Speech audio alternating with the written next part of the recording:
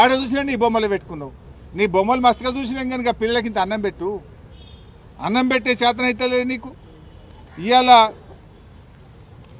రేవంత్ రెడ్డి గారు ఎందుకో ఏమో నాకు అర్థం కాదు, పేద పిల్లల మీద పగబట్టిండి రేవంత్ రెడ్డి. ఆ పేద పిల్లలకు కనీసం ఇందాక పిల్లలు చెప్తున్నారు, సార్ పొద్దుగాల చలికాలం ఆడపిల్లలు వాళ్ళు ఆ సన్నీళ్ళతో స్నానం చేయలేకపోతున్నాం సార్, ఒక గీజర్ పెట్టింది సార్ అని ఆ పిల్లలు బతిలాడుతున్నారు. అరే నువ్వు ఫుట్బాల్ ఆడడానికి 5 కోట్లతో స్టేడియం కట్టుకుంటావు, 100 కోట్లతో ఆ మెస్సీని తెచ్చుకొని ఫుట్బాల్ ఆడతావు.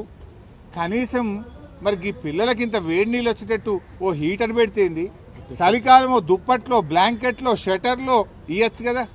ఇప్పటిదాకా ఎస్సీ ఎస్టీ బీసీ హాస్టళ్లలో బ్లాంకెట్లు రాలేదు, దుప్పట్లు రాలేదు.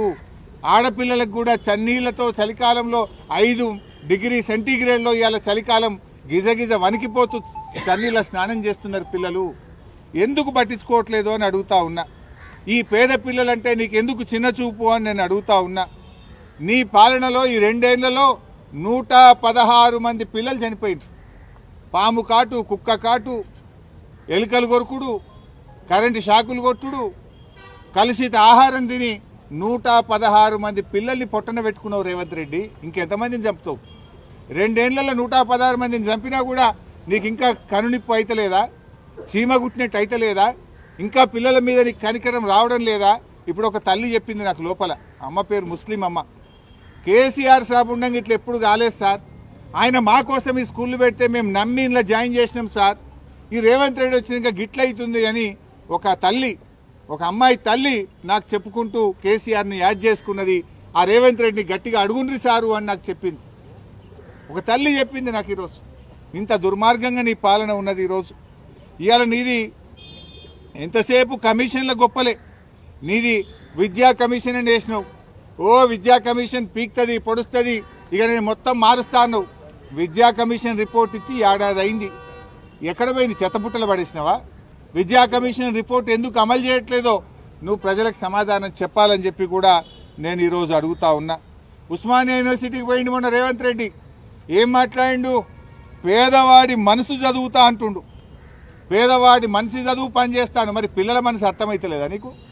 ఈ పిల్లలు పురుగులన్నం మాకొద్దు అని పోలీస్ స్టేషన్ పోయినరు, పురుగులన్నం మాకొద్దు అని జాతీయ రహదారి మీద రోడ్డు మీద కూర్చొని ధర్నాలు చేస్తున్నారు.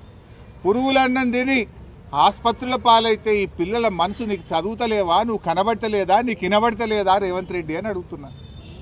డైలాగులు కొట్టుడు కాదు, చేతనైతే పని చేసి చూపి. ఆయన రాహుల్ గాంధీ ఉన్నాడు, అప్పుడు వచ్చిండు, ఇక మేము ఉద్ధరిస్తామని ఆటోలో కూర్చొని తిరిగిండు. ఆటోలలో అందరు కాంగ్రెస్ పార్టీ కోటేయండి అన్నాడు. అశోక్ నగర్కి పోయి మీ పిల్లలంతా ఉద్యోగాలు ఇవ్వండి, మీకు నౌకర్లు ఇస్తా అని మాట్లాడిండు. ఇక మస్తు మాట్లాడిండు. 6 గ్యారంటీలకు నాది జిమ్మేదారు అన్నాడు. ఇవాళ ఎటువైండు ఆయన రాహుల్ గాంధీ?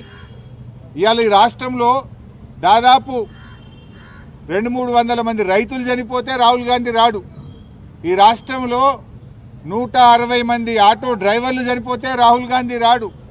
116 మంది విద్యార్థులు చనిపోతే రాహుల్ గాంధీ రాడు. 42% బీసీలకు రిజర్వేషన్ ఇవ్వకపోతే పోరాటాలు జరిగితే రాహుల్ గాంధీ రాడు. కానీ రేవంత్ రెడ్డి ఫుట్బాల్ ఆడితే చూడనీకి వస్తాడు ఢిల్లీకి వెళ్ళి. వా రాహుల్ గాంధీ నీతి, నువ్వు ఎంత గొప్పనివే. ఓట్ల ముందు మాత్రం ఆటోలు ఎక్కుతావు, లైబ్రరీలు తిరుగుతావు, రైతుల కోసం వరంగల్కి వచ్చి డిక్లరేషన్ పెడతావు. ఇప్పుడు రైతులు చేస్తే రావు, పిల్లలు చేస్తే రావు, ఆటో డ్రైవర్లు చేస్తే రావు, పిల్లలు రోడ్డు ఎక్కితే పట్టించుకోవు. రేవంత్ రెడ్డి ఫుట్బాల్ ఆడితే చూడనీకి వస్తుండు రాహుల్ గాంధీ. ఇది కాంగ్రెస్ పార్టీ విధానం. దీన్ని బట్టి అర్థం చేసుకోవచ్చు కాంగ్రెస్ పార్టీకి పేదలంటే ప్రజలంటే ఏ పార్టీ చిత్తశుద్ధి ఉన్నదో అర్థమవుతుంది. ఓడదాటేదాకా ఓడమల్లప్ప, ఓడదాటినాక బోడమల్లప్ప అన్నట్టున్నది.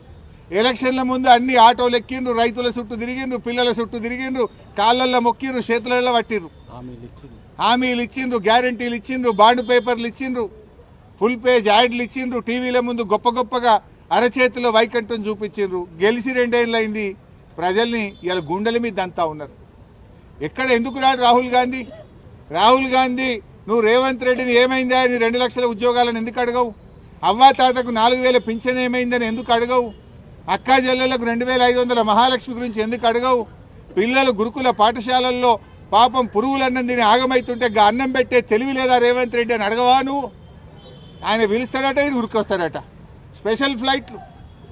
ఇక రేవంత్ రెడ్డి ఆడే ఫుట్బాల్ చూడడానికి ఆయన ప్రత్యేక విమానం వేసుకొని ఢిల్లీకి వెళ్ళి వచ్చి రాహుల్ గాంధీ గారు ఈ రేవంత్ ఆటను చూసి ఆయన పరితపిస్తారట. అయ్యా రాహుల్ గాంధీ గారు, రేవంత్ ఆట చూస్తావో ఏం చేస్తావో నీ ఇష్టం. ఈ పిల్లలు వచ్చి చూడు, కోటిలో నీలఫోర్లో ఉన్న పిల్లలు వచ్చి నీ రేవంత్ పాలనలో కడుపు నొప్పితో, పురుగులన్నంతో, కలుషిత ఆహారంతో ఆ పిల్లల్లో కన్నీళ్లను చూడు రాహుల్ గాంధీ. నీ రేవంత్ రెడ్డి పాలన ఎంత అధ్వాన్నంగా, ఎంత దరిద్రంగా ఉందో మేం చెప్పుడు కాదు. ఆ నీలోఫర్ ఆసుపత్రిలో, కింగ్ కోటి ఆసుపత్రిలో ఉన్న పిల్లల తల్లిదండ్రులతో మాట్లాడు, పిల్లలతో మాట్లాడు. రాహుల్ గాంధీ, నీకు మనసు ఉంటే, నీకు చిత్తశుద్ధి ఉంటే, నువ్వు ఒక ప్రతిపక్ష నాయకుడివైతే ఈ పిల్లల బాధలు విను. ఇకనైనా పురుగులన్నం చాలించండి, పిల్లలకు కడుపు నిండా ఇంత అన్నం పెట్టండి, పిల్లల ఆరోగ్యాన్ని కాపాడండి. రేవంత్ పాలనలో పిల్లలు ఏమంటున్నారంటే, ఇక నేను పోను ఈ గురుకుల పాఠశాలకు, నేను ఇంటికే పోతా అంటున్నారు. అంటే గురుకుల పాఠశాలల ప్రతిష్ట దెబ్బతీస్తున్నావు, ప్రభుత్వ పాఠశాలల ప్రతిష్ట దెబ్బతీస్తున్నావు. పిల్లలు గురుకులాలకు పోవాలంటే భయపడే రోజులు వచ్చినాయి నీ కాలంలో. సిగ్గుతో తలదించుకో. ఏ మొహం పెట్టుకొని ఫుట్బాల్ షోకులు పెట్టుకుంటున్నావు నువ్వు? పిల్లలు దవాఖానలలో పడితే నీ మంత్రి రాడు, నువ్వు రాడు, నీకు టైం దొరకది. నువ్వు ఫుట్బాల్ కోసం ప్రాక్టీస్ చేస్తున్నావు నువ్వు. వీడికి వస్తే అల్ట్రాసౌండ్ చేయలే పిల్లలకు. నిన్నటి నుంచి ఒక అమ్మాయి కడుపు నొప్పితో ఏడుస్తుంటే అల్ట్రాసౌండ్ చేయలే ఇప్పటిదాకా. ఏమైందా అల్ట్రాసౌండ్ చేయలేదంటే, అల్ట్రాసౌండ్ మధ్యాహ్నం 2 గంటల దాకానే చేస్తాం సార్, మధ్యాహ్నం 2 తర్వాతనే వస్తుంది అన్నది కడుపు, అందుకే రాత్రి అల్ట్రాసౌండ్ మా దగ్గర ఉండదు సార్, మధ్యాహ్నం 2 బజే అల్ట్రాసౌండ్ బంద్ అంటుండు సూపరింటెండెంట్. ఇక సిటీ స్కాన్ దగ్గర పోయినా, సిటీ స్కాన్కు పేద తాళం వేసి పెట్టిరు కింగ్ కోటి ఆసుపత్రిలో. ఆనాడు వైద్య ఆరోగ్య శాఖ మంత్రిగా కేసీఆర్ గారు ముఖ్యమంత్రిగా వారి డైరెక్షన్లో నేను ఇక్కడ సిటీ స్కాన్ పెట్టించిన. పరిస్థితి ఏంటంటే, మేము పెట్టిన సిటీ స్కాన్ నడపశాతం అయితే లేదు గవర్నమెంట్కు. 6 నెలలు అయిందట తాళం వేసి సిటీ స్కాన్కు. ఏమైందా సూపరింటెండెంట్ గారు అంటే, టెక్నీషియన్ లీవ్ పెట్టిపోయింది సార్, టెక్నీషియన్ పోతే ఇంకో టెక్నీషియన్ తెచ్చుకోవా? 6 నెలలకెళ్ళి సిటీ స్కాన్ పనిచేయకపోతే పేదల పరిస్థితి ఏంది? పేదలు ప్రైవేట్లో పోయి సిటీ స్కాన్ చేయాలంటే 4,000 5,000 ఖర్చు అయింది కదా. 6 నెలలకెళ్ళి సిటీ స్కాన్ రూమ్కు తాళమేసి పెట్టిందంటే ఈ పాలన ఎట్లా ఉందో మనం అర్థం చేసుకోవచ్చు. సో ఏది ఏమైనా ఇప్పటికైనా ప్రభుత్వాన్ని, రాహుల్ గాంధీని కోరుతున్నాం. రాహుల్ గాంధీ ఫుట్బాల్ చూసుడు కాదు, ఈ పిల్లల్ని చూడొచ్చి కోటిలో నీలఫోర్లో ఉన్న పిల్లల కడుపు నొప్పితో బాధపడుతున్న పిల్లల్ని చూడు, కనికరం చూపు. రేవంత్ రెడ్డికి డైరెక్షన్ ఇచ్చి ఇలాంటి పునరావృతం కాకుండా చేయాలని చెప్పి డిమాండ్ చేస్తున్నాం.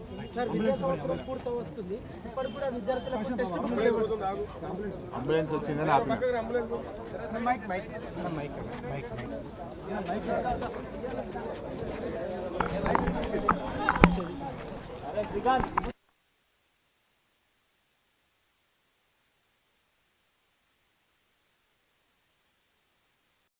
హాస్టళ్లలో ఉండే పిల్లలకి ఇంత కడుపు నిండా అన్నం పెట్టు ఫస్ట్.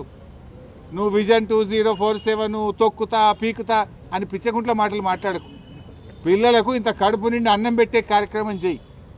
మాటలు ఎక్కువ ఉన్నాయి తప్ప అన్నీ ఉత్తముచ్చట్లే. ఏమైనా మాట్లాడితే 20,000 కోట్లతో నేను ఇంటిగ్రేటెడ్ స్కూళ్ళు పెడుతున్నా అంటాడు. 20,000 కోట్లు పెట్టి ఇంటిగ్రేటెడ్ స్కూల్ పెట్టేటప్పుడు అప్పటిదాకా పిల్లలు బతుకుంటే కదా. ఇలా పాఠాలు చదువుకోవాల్సిన పిల్లలు అరచేతిలో ప్రాణాలు పెట్టుకొని బతుకుతున్నారు, గిజగిజలు ఆడిపోతున్నారు. ఇవాళ మేము ఆ పిల్లల్ని మాట్లాడించినప్పుడు ఏం చెప్తున్నారు పిల్లలు? సార్ మాకు అన్నం దొడ్డు బియ్యం వస్తున్నది, అన్నం తినబుద్ధి అయితే లేదు, అన్నం ఉడుకుతలేదు, ఆ అన్నం తింటే కడుపునొస్తున్నది. ఇవాళ సన్న బియ్యం ఇచ్చిన